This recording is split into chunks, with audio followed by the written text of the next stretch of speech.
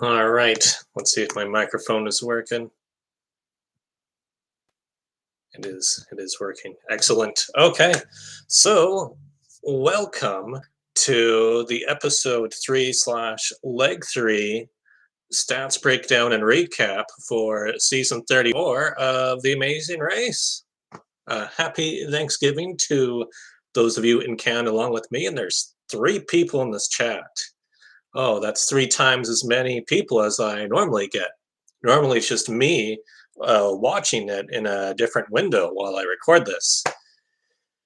And man, I've been really trying to think of an intro for this. I need an intro for this podcast. Should I say, let me think. I think I've got a really good intro. I don't think any other recap podcast does this.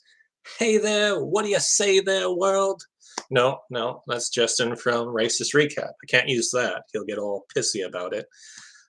Quiero una croqueta.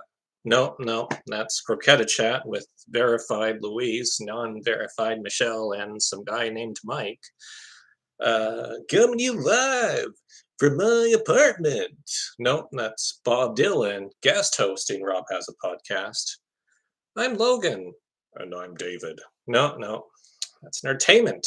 I keep using, there's so many recap podcasts out there that I just keep infringing upon what everyone else is doing.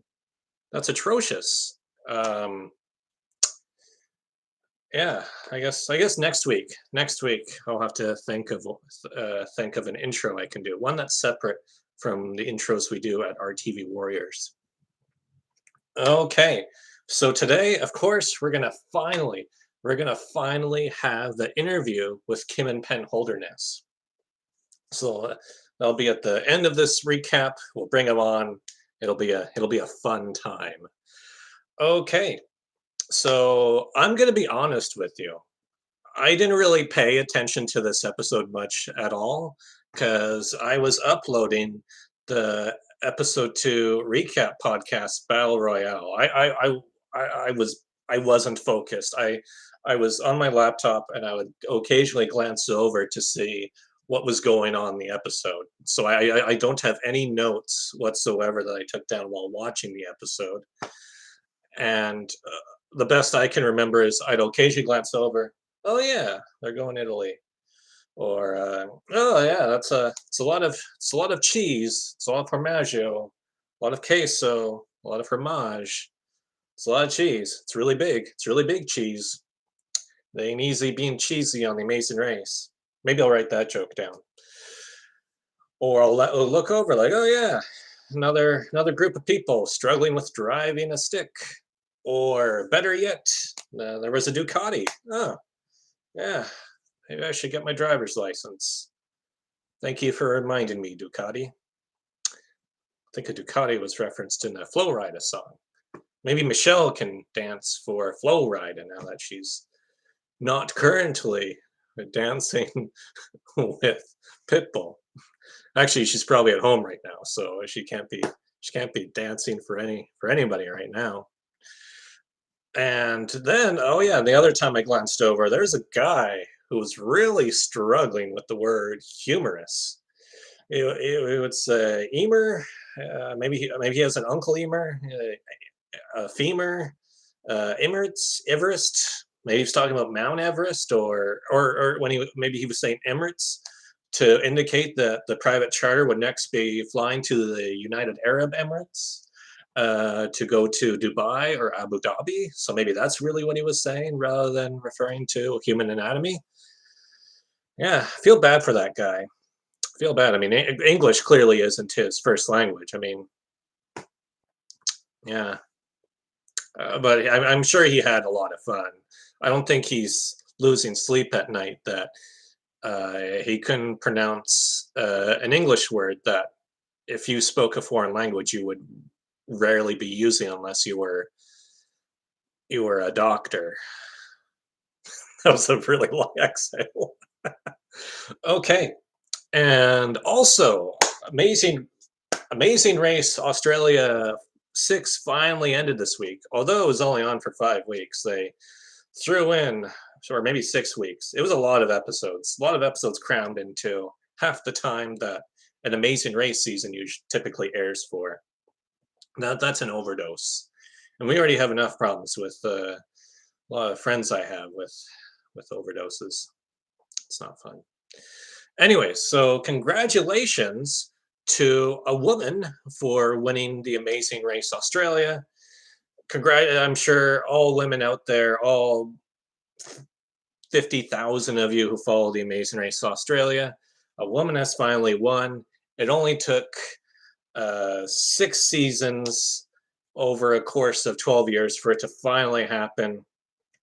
So who knows how many more seasons and how many more years it's going to take for an all-female team to win the Amazing Race Australia. It's not like Amazing Race Asia, where all female teams and women in general do really well, or Amazing Race Canada, where for season 4, what they did is half the teams were all female teams, and the 2 all male teams that they had were really out of their element. I mean, one team's nickname was Team Neuf, which is 9 in French, and that team finished in 9th. That still makes me laugh to this day. That team didn't like that joke when I originally made it, when I podcasted during season 4 of Amazing Race Canada, though. The sister of the team, she had it out for me for a while, and then she came around. Okay, so at the start of the leg, all the teams opened up the clue and found out, oh, it's a mega leg. We're gonna have 2 legs back to back, and since it's a 1-hour episode, the funny thing is, usually with the non-elimination, you sort of figure it out by the clues, or you figure out the typical structure of Amazing Race season. So you're not 100% sure, except in very rare instances, but about 80 or 90% of the time, you're going to have the foresight that's a non-elimination. Here, if you have any Amazing Race knowledge from past seasons, the fact they announce it's a mega leg, that's 2 legs back to back, you're going into the episode knowing that nobody is going home. But for people who don't have that historical knowledge, it's hilarious because they were fooled. They were fooled by Phil Kogan, all the preseason press saying, no, there's going to be no non-eliminations. Phil Kogan is taking no prisoners this season.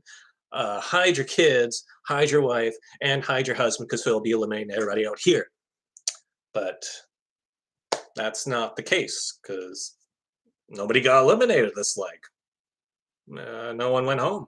So it's funny to see all this recap podcasters saying, what? Nobody went home? But that's not what Phil said preseason. He said there would be no non-elimination legs. Why would he lie to me?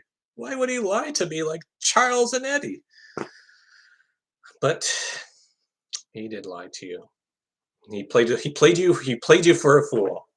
That's what Phil Kogan likes to do. That Kiwi guy who lives in Antigua and has traveled a lot and likes rugby and hosting TV shows. He got you. He got you good. Okay, that was dumb. That was really, really dumb, for real. Okay, so people are also asking, oh, Italy. They go to Italy a lot. Why another visit to Italy? Why does the Amazing Race like going there? Well, back in the day, for the first 32 seasons of Amazing Race, we always had team bios uploaded to the official CBS website. And the one question that CBS would always ask that would be uploaded online is, if you could pick one country to visit in the world, which country would you like to go to? And there were 2 really common answers. One was Italy. They would say, oh, I want to go to Italy because my family is from Italy, or I want to go to Italy because of the food and the culture. And the other really common answer was, which country do I want to go to? I want to go to the country of Africa. And that's when I would hit up Michael Harmstone and say, Michael, did you see those dumbasses who said that the country they want to visit most is Africa? That's ridiculous. Africa is a continent. It's not a country. The American education system has clearly failed them. Canadians are so much smarter. We know Africa is not a country. Oh man. And we would have a recurring segment for each of the cast assessment for several seasons in a row where we would tally the number of teams who would answer which country would you like to go to, and they'd say that we would like to go to Africa, and we actually kept a tally and who said that, and we would predict how many teams or how many people would say that within the cast each season. And I think a part of the reason why the bio stopped is because Will and James, specifically James, passed the memo around. So when he answered that bio question, he would say, "We want to visit the continent of Africa," and he would write it in all caps because Michael and I have known James since season 28. So James knew well beforehand that Michael and I were still out there waiting to catch somebody saying they want to visit the country of Africa. So James ruined that joke. So thank you, James. And that's going to be a penalty point for this week because I'm really pissed off that you're not letting your new family members, your Amazing Race family members, from making a fool of themselves anymore. So thanks for that. Okay. So, do you want some Italy stats? I'm sure you want some Italy stats. Let's give you some Italy stats. So, Italy has been visited in 9 seasons of the American version of The Amazing Race. It is the third most visited location in Europe after France and Germany, which are both visited this season too. This 5 season gap between season 29 and season 34 for Italy visits is the second longest Italy hiatus in history. I believe the longest hiatus is between season 12 and season 20. And this was the first time where a full leg took place within Bologna. They've had a transit between Bologna before to go through pick up a clue in a train station or just drive through there because there's been a lot of self-drive legs in Italy. In fact, I'm looking at all the different Italy legs, and a lot of these were self-drive. I mean, we've got Sicily here, the Vinci leg, and TAR 12, where they drove through all of Tuscany. I think the Turin leg in TAR 20 was, I'm not 100% sure. I think it was self-drive. Amazing Race 24, I believe, had self-drive as well. Yeah, they've been to Sicily multiple times. One region within Italy I wish they would visit is my ancestors' home province of Calabria. I still have cousins who live in Calabria. 5 years ago, I stayed with them for a few days, and my ancestors go back on record for several hundreds of years within Calabria. In fact, my cousins still live in the exact same town within Calabria, and it's not a big town, but it's a really beautiful town. I don't know why my great grandfather left it. Okay, and also, let's see what other statistics do we have. Oh, and this stat, I had to go on to the Wikia page. I couldn't use Wikipedia because somebody has vandalized the Wikipedia pages. I failed computer science when I was in university, so I tend to stay out of Wikipedia and doing edits. I didn't do my first minor Wikipedia edit until early this year. I did a very minor one. But today I spent 2 hours this morning trying to throw in the leg placements from this leg and also the roadblock count. So I don't know how long it's going to be before somebody vandalizes it again and removes all of that, but I tried. So if they vandalized again, stick with the Wikia pages. Brendan and Jordan, I believe, are the two people mainly responsible for the Wikia page, and apparently they blocked the guy from Wikipedia from ever doing the edits on Wikia. So yeah, so for those of you who podcast or blog or follow the Amazing Race really closely and like to look up the roadblock counts and the placements on double length legs, mega legs, go to the Wikia. I know the advertisements can be annoying, but it's proven to be a much better resource given the guy that's been vandalizing it.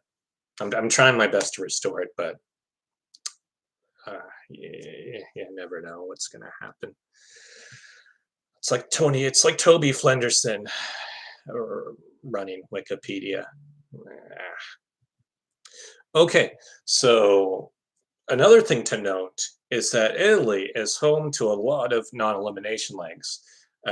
Seasons 1, 12, 20, 25, 29, and 34 have all had non-elimination legs within Italy. So if you're in Italy, you can take your foot off the gas pedal a bit compared to most countries that you visit on the Amazing Race. It's not guaranteed, but there's a good chance, though, for whatever reason, production doesn't have the heart to eliminate you in Italy. Mainly because that's where everyone wants to go. No one wants to say, "Oh, no one." They don't want to tarnish that image of Italy, I don't think. Also, furthermore, having the first non-elimination leg of the season happen on leg 3 has become increasingly common because this is the 7th season to feature the first non-elimination leg on leg 3. And that only puts it one season behind legs 4 and 5, which have had the first non-elimination leg of the season in leg 4 and leg 5. It's happened 8 times on leg 4, and leg 5 is the first non-elimination leg. And this is the 3rd time in the past 5 seasons where the 3rd leg is the first non-elimination leg of the season. So it's definitely becoming an increasing trend. So if you get to the 3rd leg, you can say, yeah, screw it, we got plenty of time to catch up. Unless it's a back-to-back leg without any equalizers or rest periods, then you're gonna have to go full throttle in both legs 3 and 4. You're not gonna be able to relax carrying the cheese. Okay, and let's see, only one real major stat left to share with you. And that is Rich and Dom become the 16th team internationally. So we're talking about all the Amazing Race franchises here to start the season by finishing in the same position 3 legs in a row. And they are the 19th team to do it 3 or more legs in a row. So 16 teams have done it 3 times, 19 teams have done it 3 or more times. And they are only the 3rd team to do it by finishing 9th in each of the first 3 legs. They join Daniel and Charlie from the Amazing Race Philippines 2. I've not seen that season. And David and Mary, who at the time were the 77th best ranking team after the first 10 seasons of Amazing Race. They were brought back for All-Stars, and bringing back the 77th best team from the first 10 seasons, who knew that when they were on season 11, they'd finish 9th, then 9th, and on the 3rd leg, be eliminated in 9th. What more would you expect from the 77th greatest team from the first 10 seasons of The Amazing Race? AKA Team Kentucky. Okay, and I guess that's it. We're at 18 minutes. As you know, today is a holiday here in Canada, so happy Thanksgiving to all of you. And currently, it is Gianne's birthday, if you base it off of Philippines time zone. So a lot of her friends doing lots of, they're sharing memories about her on my Instagram. That's my signal for Instagram. I also include a little picture geography quiz about places Gianne and I traveled together. Yeah, we all really miss her. She was taken away from us far too quickly. And 19 minutes. These recaps were supposed to be so much shorter. Fudge. That means I know I feel like I'm the boy who cried Holderness, but that means we don't have time to interview Kim and Penn Holderness today. I'm so sorry for bumping you guys again. Next week's not a holiday. So we will have time, and we'll put some more time aside, and we'll have a full deep dive, sit down, spill the tea. Why did my voice crack? Spill the tea with Kim and Penn Holderness. So sorry, guys. Please forgive me. And peace out, and just chill until the next episode. That's my outro.